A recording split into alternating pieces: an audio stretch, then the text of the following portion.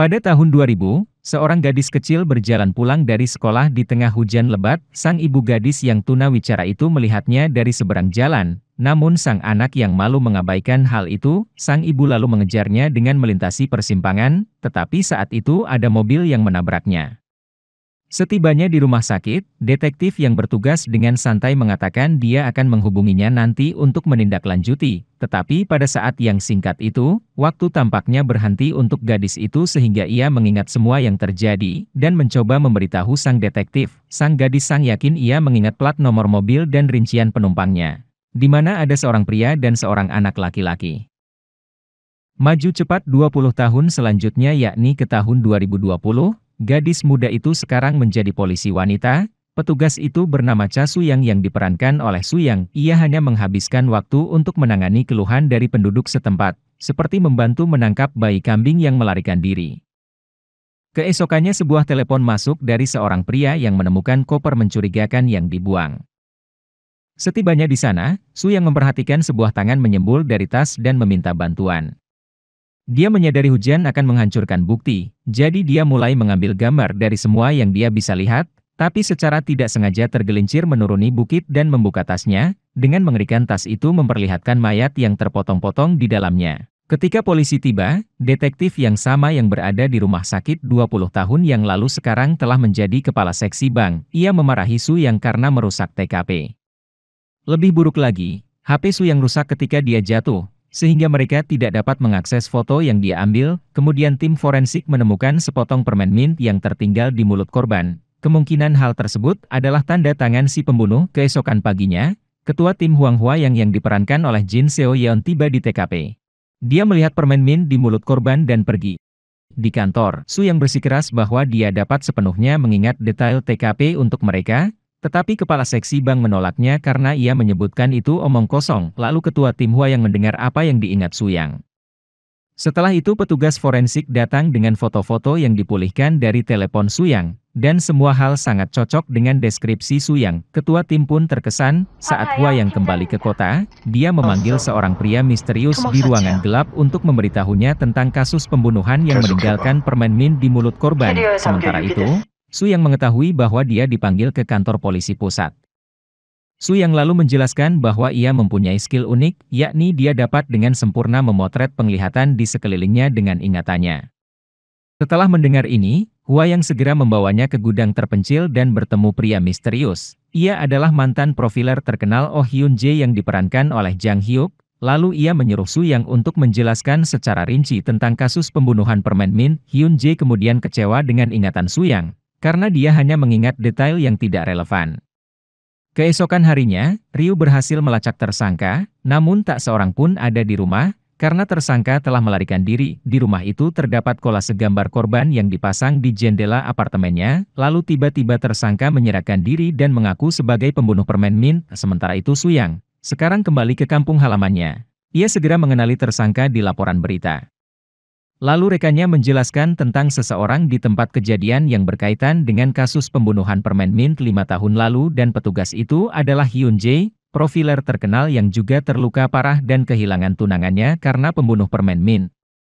Di kantor polisi, Inspektur Choi Hyung Pil yang diperankan oleh Jang Hyun Sung mengecam Hua yang karena tidak menyelesaikan kasus meski sudah ada pengakuan tersangka.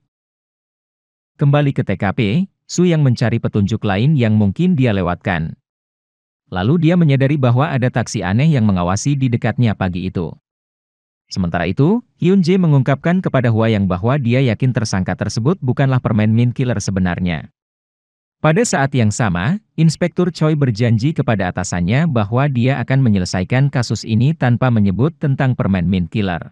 Lalu Inspektur Choi menghubungi salah satu anggota tim Ryu, yang tampaknya menjadi mata-mata untuknya. Di saat yang sama Suyang menemui Hyun Jae meski sudah ditolak. Jadi Suyang mengatakan melalui pengeras suara bahwa dia sekarang menyadari tersangka yang ditahan itu bukanlah permen mint killer, dan dia ingat melihat taksi aneh di TKP. Saat dia selesai melaporkan ini, pintu gudang pun terbuka. Hyun Jae menemuinya dan melepaskan kacamata hitamnya. Dalam sebuah flashback 5 tahun lalu, Hyun Jae mempunyai janji dengan kekasihnya di sebuah konser. Namun sang profiler telah mencium hal yang tak enak telah terjadi. Ia lalu bergegas menuju sebuah kecelakaan. Setibanya di sana ia melihat ada seorang pria mencurigakan meninggalkan TKP tersebut. Dia pun melemparkan borgol dan mengarahkan pria itu untuk memakainya, namun di saat yang sama, detektif Wang datang dan menelepon Hyun Jae. Ia pun terpaksa meninggalkan sang tersangka karena keadaan menjadi genting saat bahan bakar telah masuk ke bawah mobil yang terbalik. Hyun Jae menggedor jendela, ia melihat tunangannya terikat. Lalu api pun membakar mobil. Hyun Jae terlempar ke udara karena ledakan dari mobil.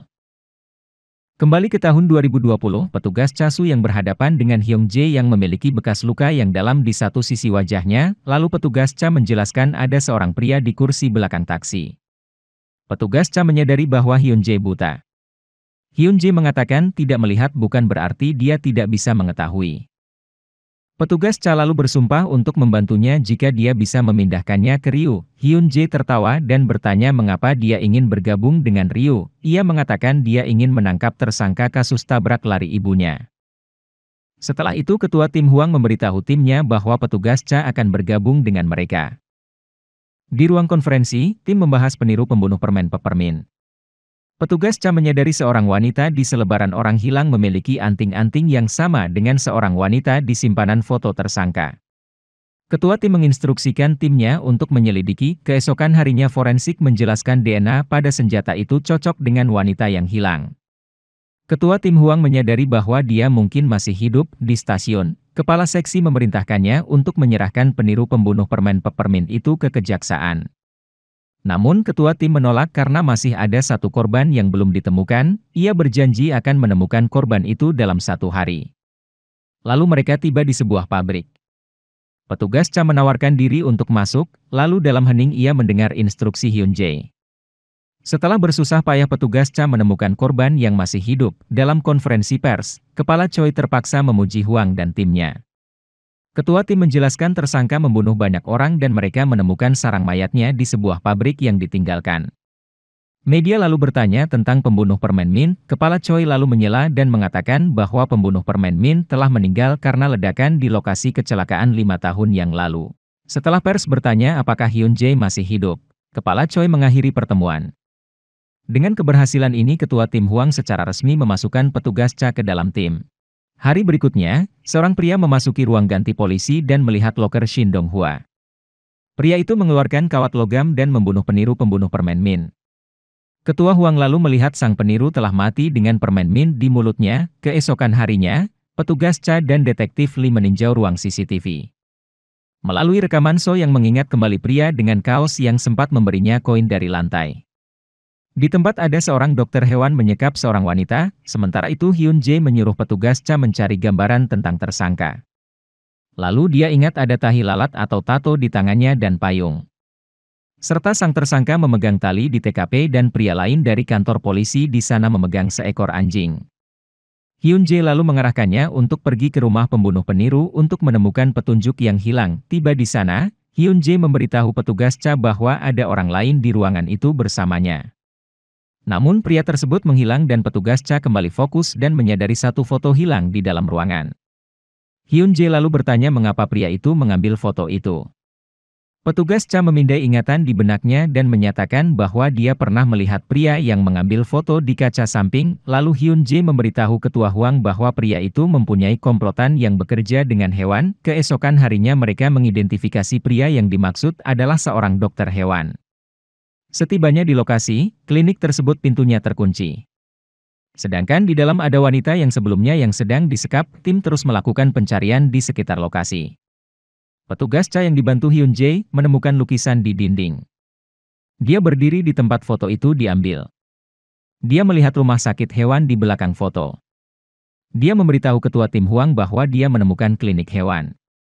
Tim kemudian menggeledah klinik, namun dokter hewan keluar dari pintu rahasia. Tetapi syukurlah tim menemukan sang wanita masih hidup. Di sisi lain tim mengejar sang dokter. Lalu nampak orang yang terlihat berkompeten, bernama Na Jun Seok yang diperankan oleh Song Yang Kyu. Ia adalah profiler saingan Hyun Jae, lalu profiler Na bertanya-tanya mengapa si pembunuh menaruh permen peppermint di TKP. Sang profiler pun mengatakan bahwa pembunuh permen mint telah mati dan ia bertaruh akan nyawanya untuk itu. Saat dokter hewan yang melarikan diri tiba di dermaga, Tim Ryu 1 dan 2 datang setelahnya. Kepala Choi memberitahu mereka untuk menangkap dokter hewan terlebih dahulu. Dalam pencariannya petugas Cha tak mengetahui bahwa dokter hewan ada di belakangnya untuk memukulnya di kepala. Hyun Jae menelepon ketua Huang dengan lokasi petugas Cha dan melaporkan bahwa dia dalam masalah. Dokter hewan menyeret tubuh Cha dan membuat earphone jatuh ke lantai. Selang momen mereka menemukan petugas Cha, lalu di dalam ruangan ditemukannya petugas Cha ada sebuah mayat di balok es. Kepala Choi melapor kepada pimpinan bahwa dokter hewan pembunuh itu telah jatuh ke dalam tong es. Mereka tidak tahu apakah ada permen mint di mulutnya. Ketua tim melapor kepada Hyun Jae bahwa tidak ada permen peppermint. Hyun Jae yakin seseorang telah membunuh dokter hewan. Keesokannya, komisaris ingin kasus ini ditutup dan tidak ada yang berbicara lagi tentang pembunuh permen mint. Namun ketua tim ngotot bahwa seorang pembunuh berantai mungkin sedang bermain di kasus ini. Kepala Choi dan bosnya mencoba membungkamnya. Ketua tim menyatakan bahwa mereka memiliki bukti bahwa ada orang lain di TKP. Selang momen mantan rekannya di desa yakni Kang Dong-sik yang diperankan oleh Eum Mun-suk memberinya selamat atas resminya dia masuk Ryu dan dinas di Seoul. Sang seniornya ini nampak mempunyai perhatian tersendiri kepada petugas Cha. Di saat yang sama kepala Choi menemui komisaris dan memberinya permen mint yang dia ambil dari mulut dokter hewan secara diam-diam. Di tempat lain Profilerna menemukan telur pecah di mobilnya dan menemukan sepotong permen mint. Namun ia mengabaikannya. Di sisi lain detektif Yang dan detektif Jang bosan melindungi Profilerna. Mereka memang sedang ditugaskan untuk mengawal Profilerna karena disinyalir ia adalah korban selanjutnya. Dan mereka pun terkejut ketika Profilerna diserang tepat di depan mereka. Tim pun berhasil menangkap pria itu pada acara rilis buku Profilerna. Seorang pria mengatakan Profilerna telah berjanji untuk mempertaruhkan nyawanya jika pembunuh permen mint masih hidup. Kemudian Profilerna tertawa karena dia tidak akan menepati janji itu. Di markas Hyun Jae yakin permen mint telah dikeluarkan dari mulut dokter hewan oleh kepala seksi, ketua tim dan Cha pun lalu melanjutkan pikiran Hyun Jae. Di sisi lain sang pembunuh permen mint meninggalkan kamarnya. Di dinding kamarnya penuh dengan foto Hyun Jae, nampaknya Hyun Jae adalah obsesi sang pembunuh. Lalu petugas Cha menyadari Profilerna ada di acara TV. Dan di acara tersebut, seorang pengguna bernama Permen Mint mengajukan pertanyaan, bagaimana jika pembunuh permen mint masih hidup? Profilerna memberitahu pemirsanya bahwa tidak mungkin pembunuh permen mint masih hidup dan dia mempertaruhkan nyawanya untuk itu. Hyun Jae kemudian mendengar suara statis dan mengira seseorang sedang memblokir sinyal. Hyun Jae memberitahu petugas Cha bahwa komunikasi mereka akan segera diblokir oleh pembunuh. Dia tahu Profilerna tidak punya banyak waktu lagi. Kembali ke acara, Profilerna menantang pria itu untuk mencoba membunuhnya dalam tatapan kamera. Ketika jeda syuting, Profilerna melihat permen mint di sebelah gelasnya. Dia menyandarkan kepalanya ke belakang. Pembunuh lalu menurunkan jerat kawat tipis yang tidak bisa dilihat siapapun. Acara kembali ke siaran langsung. Profilerna mencondongkan tubuh ke depan dan tanpa sadar memasukkan kepalanya ke dalam kawat. Apa yang terjadi selanjutnya mengerikan. Ia tercekik oleh kawat itu dan semua orang berteriak dan panik berlarian. Petugas Cha melihat seorang pria pergi dari tingkat atas. Dia berlari ke atas dan mengejar. Lalu tim melihat permen mint di sebelah gelas air mayat Profilerna.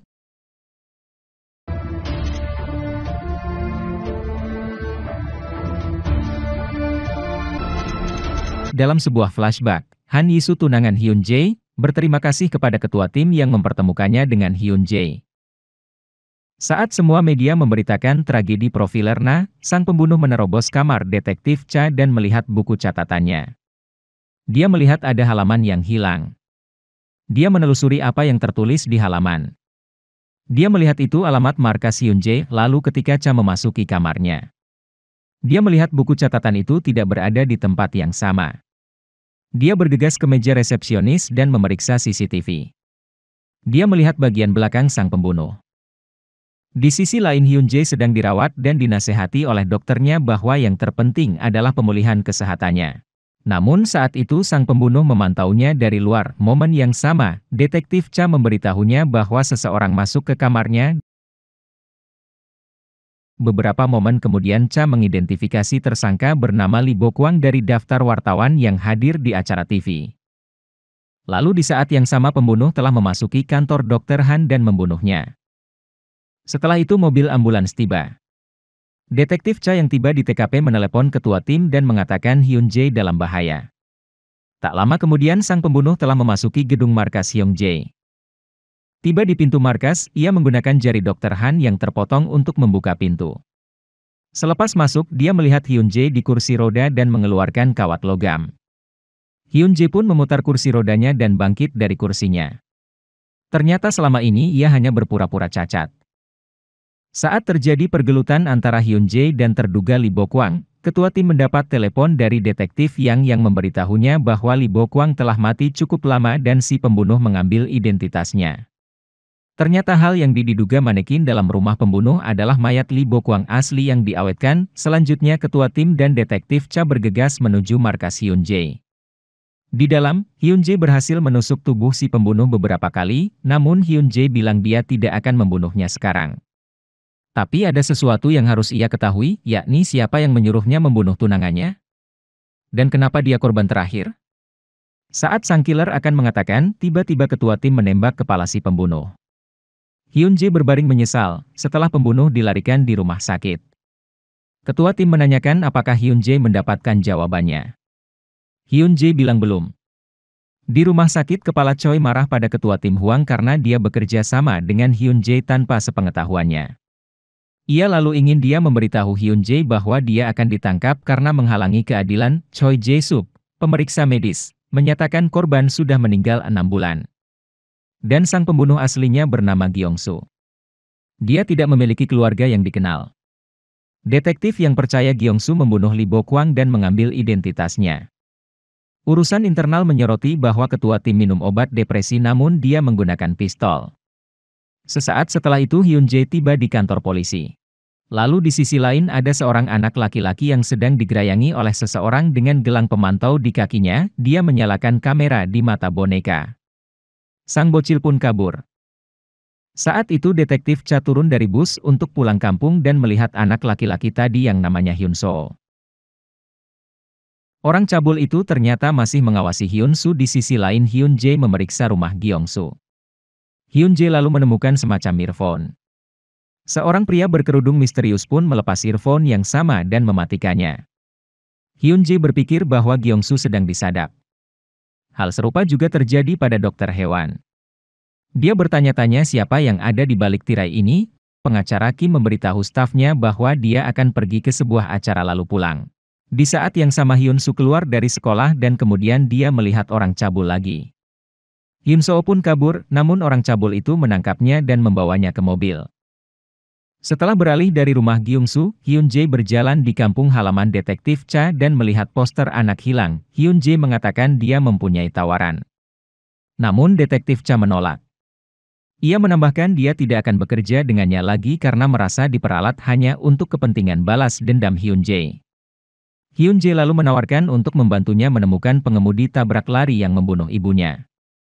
Ia akan menunggu keputusannya sampai besok sambil meletakkan earphone-nya di atas meja. Kembali ke pengacara Kim, ia hampir menabrak sebuah mobil milik orang cabul. Dia menawarkan untuk menelepon perusahaan asuransi. Dan info hilangnya Hyun Soo telah sampai ke polisi. Mendengar hal itu detektif Cha bergegas mencari Hyun Soo. Sesaat setelah itu mobil cabul telah ditemukan akan tetapi kosong. Detektif Cha yang cemas terpaksa memasang earphone Hyun Jae dan meminta bantuannya. Dia akan menerima tawarannya. Tapi pertama-tama dia membutuhkan bantuannya untuk menemukan Hyun Soo yang hilang. Lalu Hyun Jae dan detektif Cha tiba di rumah orang cabul itu. Hyun Jae mengatakan orang cabul telah mempunyai banyak korban. Mereka lalu menemukan kamera di mata boneka dan memutar rekaman di dalamnya. Setelah menganalisa ingatan Cha, Hyun Jae yakin ada orang lain yang terlibat. Lalu analisa mereka terarah ke pabrik selimut terdekat. Hyun Jae memperhatikan seorang pekerja yang mencurigakan. Pria itu berlari, lalu seluruh tim berhasil menangkapnya. Mereka bertanya apa yang dia tahu. Pria itu mengaku hanya mengubur mayat. Polisi menggali di tempat yang ditunjukkan. Saat selesai mereka menemukan mayat orang cabul. Di tempat lain Hyun Soo ternyata disandera wanita yang tak lain adalah pengacara Kim. Dalam interogasi Hyun Jae merasa aneh bahwa pria itu memiliki pengacara. Dia memberitahu detektif Cha untuk menemukan pengacara itu. Keesokannya mereka menemui pengacara pria itu. Saat di ruangan pengacara Kim, detektif Cha menyentuh bola salju tetapi pengacara Kim menghentikannya. Usai itu, Hyun Jae mengatakan pengacara Kim layak diselidiki lebih lanjut. Lalu dalam sebuah flashback, ternyata pengacara Kim menabrak mobil cabul itu. Dia ingin melaporkannya.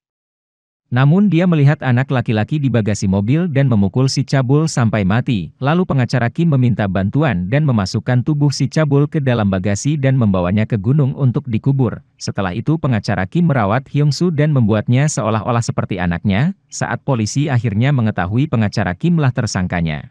Mereka mencari posisinya melalui ingatan Cha tentang bangunan di bola salju. Lalu dalam sebuah pengecekan latar belakang, putra lawyer Kim hilang dan ditemukan tewas 5 tahun yang lalu. Hyun Jae mengatakan dia tidak bisa mengakui putranya meninggal.